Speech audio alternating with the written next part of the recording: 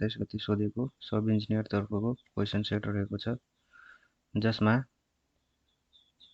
Question number 1 रहेको छ, while considering the design of RCC building for providing ductility, the minimum grade of concrete limited by the code is। Minimum grade चाहिँ RCC बिल्डिङको लागि M20 हुनु पर्दछ।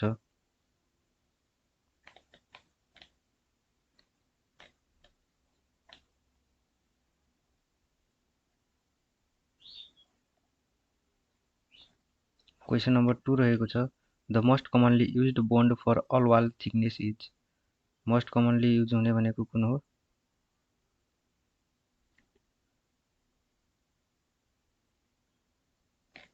English bond. In bar chart the activities are presented in. Bar चार्टमा एक्टिभिटीहरू कसरी देखाइन्छ भन्यो भने होरिजन्टल सेगमेन्टबाट देखाइन्छ। क्वेसन नम्बर 4 रहेको छ, which type of foundation is more suitable for building in seismic zone with the high earthquake risk. जहाँ हाई अर्थक्वेक रिस्क हुन्छ त्यस्तो ठाउँमा चाहिँ पाइल फाउन्डेसन सुटेबल हुने गर्दछ।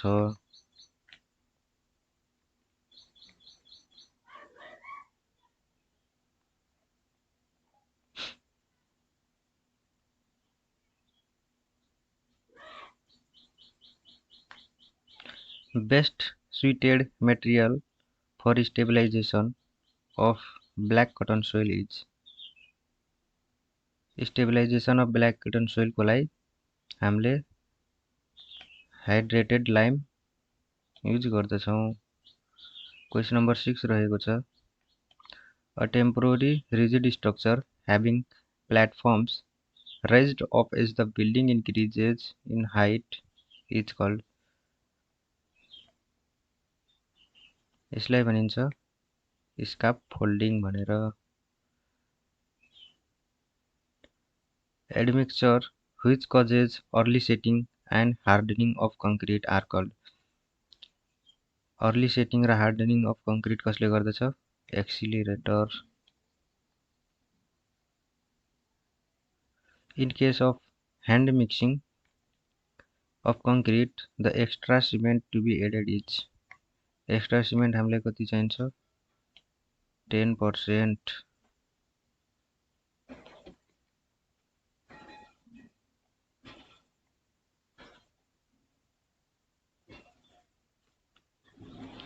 अर्को क्वेसन रहेको छ, question number 9, septic tanks are best suited for. Septic ट्याङ्कहरू चाहिँ बेस्ट सुइटेड कहाँ हुन्छ?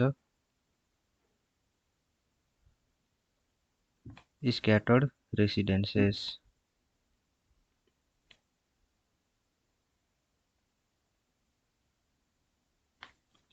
क्वेसन नम्बर 10 रहेको छ, which accessories are used to change the direction of flow in pipe। पाइपमा चाहिँ फ्लोको डिरेक्सन चेन्ज गर्नलाई हामीले के युज गर्नु पर्दछ? यसको सही एन्सर हुन्छ फिटिङ।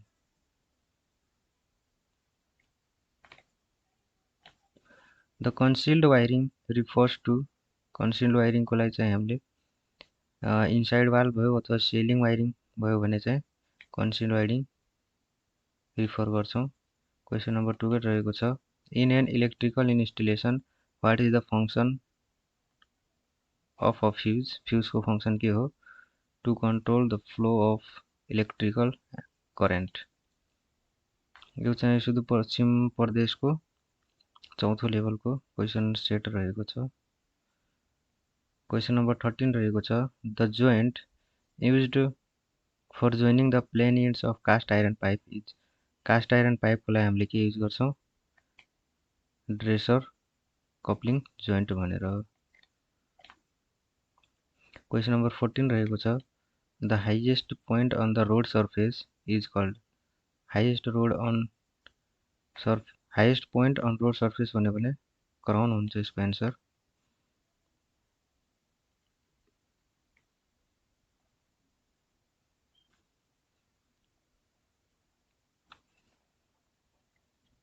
क्वेसन नम्बर 15 रहेको छ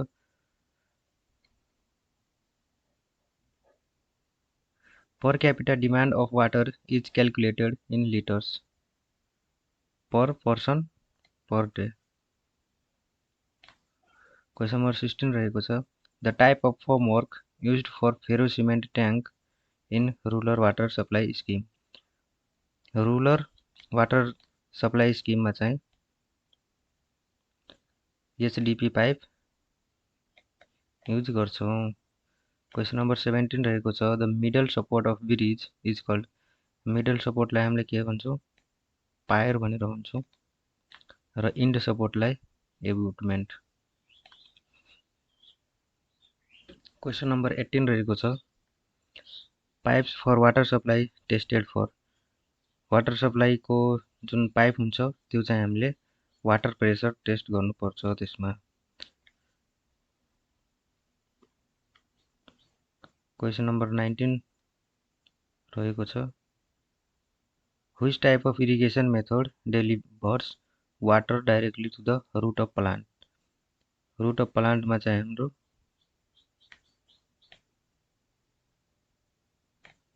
ड्रिप इरिगेसन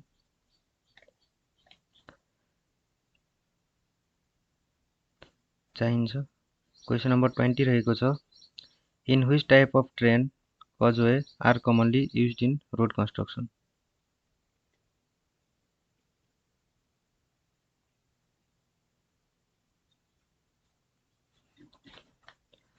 कजवेहरू चाहिँ हाम्रो कमनली कोस्टल एरियामा युज गरिन्छ।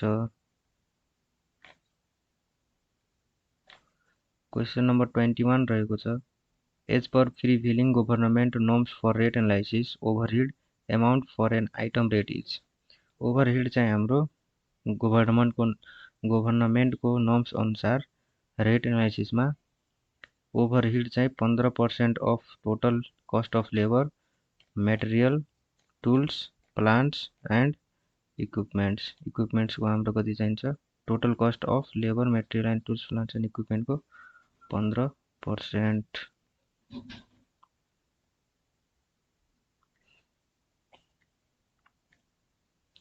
क्वेसन नम्बर 22 रहेको छ what is the purpose of estimate in civil construction work. Civil construction वर्कको लागि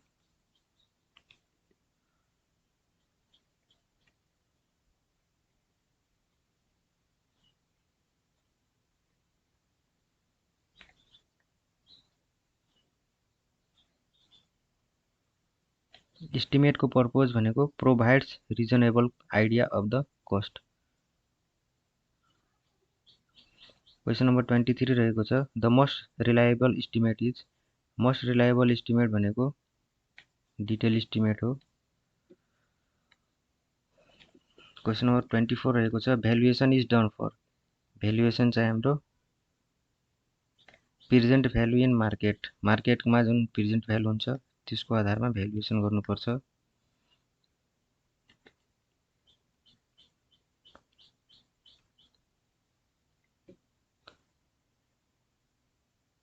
क्वेसन नम्बर 25 रहेको छ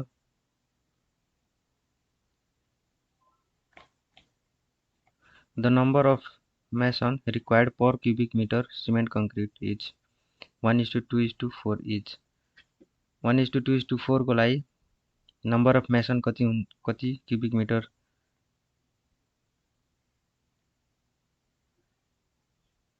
पर क्युबिक मिटर। 1 क्युबिक मिटरको लागि यदि 1:2:4 को सिमेन्ट कङ्क्रिट युज गरिन्छ भने नम्बर अफ मेसन कति चाहिन्छ भने 0.8।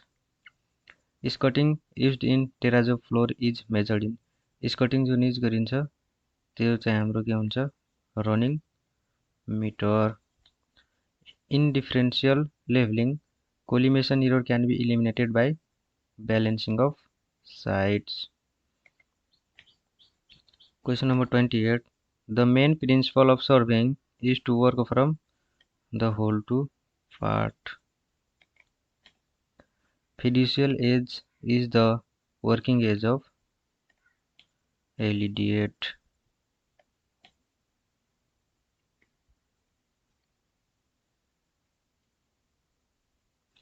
क्वेसन नम्बर 30 रहेको छ।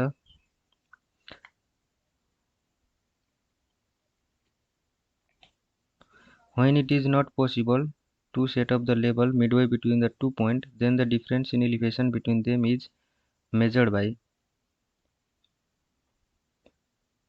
यसको सही आन्सर हुन्छ रेसिप्रोकल लेभलिङ। क्वेसन नम्बर 31 रहेको छ। The area of a field is 36 meter square, length and breadth of the field on the map is 6 cm and 6 cm respectively. What is the scale of the map? Area of field हाम्रो कति छ?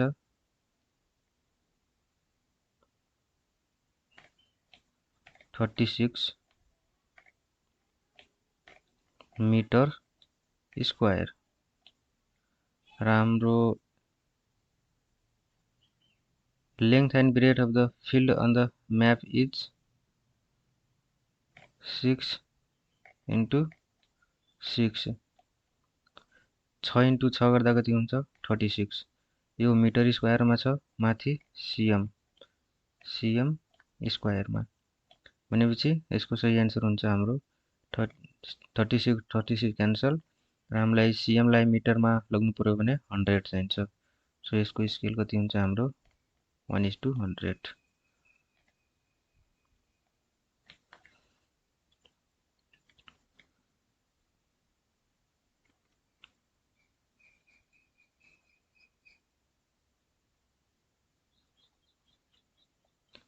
Question number 32 रहेको छ।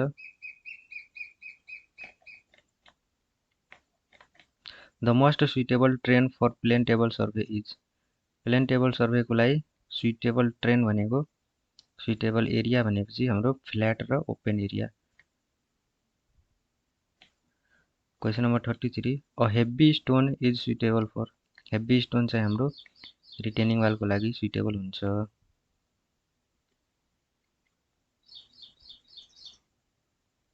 Question number रहेको छ 34 what is the following is a mineral.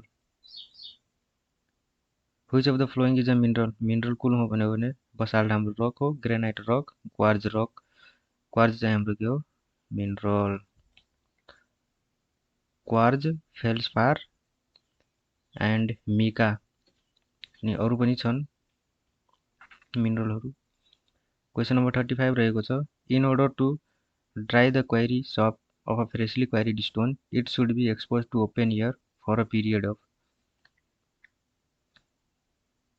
6 to 12 month। स्टोनलाई चाहिँ हामीले query shop यदि त्यो भित्रको पानी सुकाउन छ भने कमसेकम 6 देखि 12 महिनासम्म ओपन एयरमा राख्नुपर्छ। क्वेसन नम्बर 37 रहेको छ। OPC cement means. OPC cement भनेको सबैले थाहा कुराको ordinary Portland cement.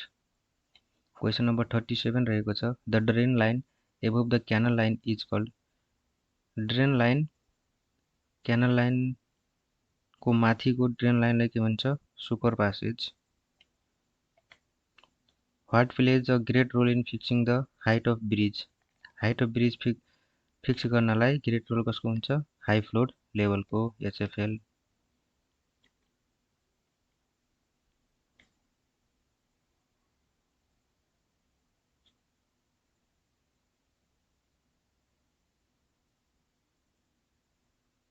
Question number 39 रहेको छ। Which is the most common feature in hill road. Hill रोडमा मोस्ट कमन फिचर भनेको के हो? Hairpin bend. क्वेसन नम्बर 40 रहेको छ। निजामती सेवा नियमावली 2050 बमोजिम पुरुष कर्मचारीले मात्र पाउने विधा कुन हो? पुरुष कर्मचारीले मात्र पाउने विधा प्रसुति स्याहार विधा हो। क्वेसन नम्बर 41 संघ प्रदेश र स्थानीय सरकारका साझा अधिकार सूची नेपालको संविधानको कुन अनुसूचीमा उल्लेख छ भन्यो भने अनुसूची 9 मा रहेको छ। क्वेसन नम्बर 42 रहेको छ। The size of A2 paper is. A2 पेपरको साइज कति हुन्छ? 420 × 594 याम हो। यहाँ चाहिँ याम भएको छ। क्वेसन नम्बर 44 रहेको छ। Which of the following tools is use to draw horizontal line. Horizontal लाइनको लागि हामीले के युज गर्नुपर्छ, टी स्क्वायर। टी स्क्वायरको काम भनेको के हो, होरिजेन्टल लाइन ड्र गर्ने।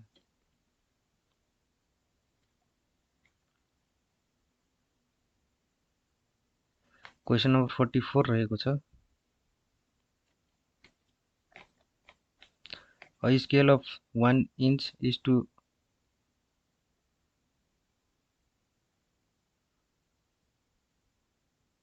1 foot equals to 16 inch is equals to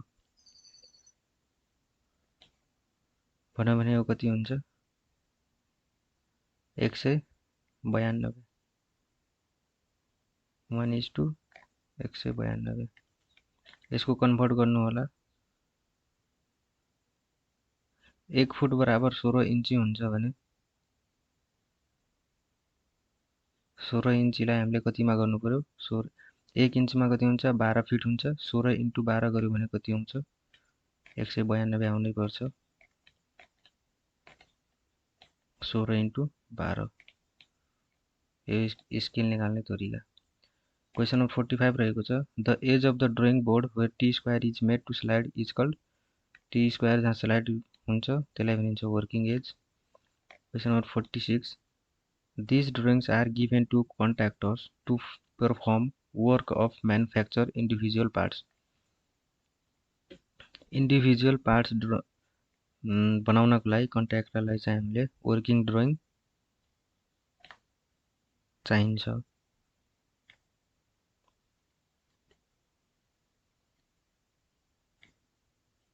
question number 46 भइसक्यो। 47,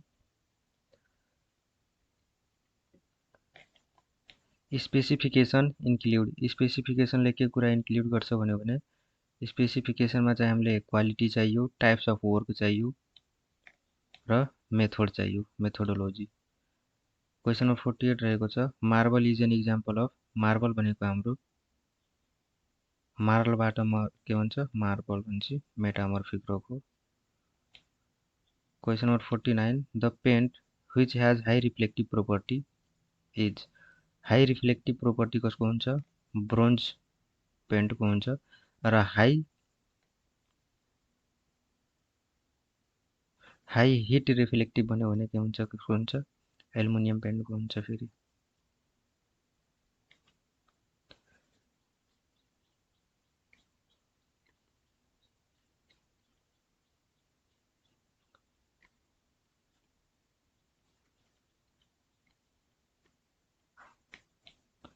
क्वेसन नम्बर 50 रहेको छ, glazing is use to make earthenware. Glazing is use to make earthenware impervious. Glazing चाहिँ हामीले अर्देनवेयरलाई इम्परभियस पानी नछिरोस् भनेर ग्लेजिङको प्रयोग गर्छौँ।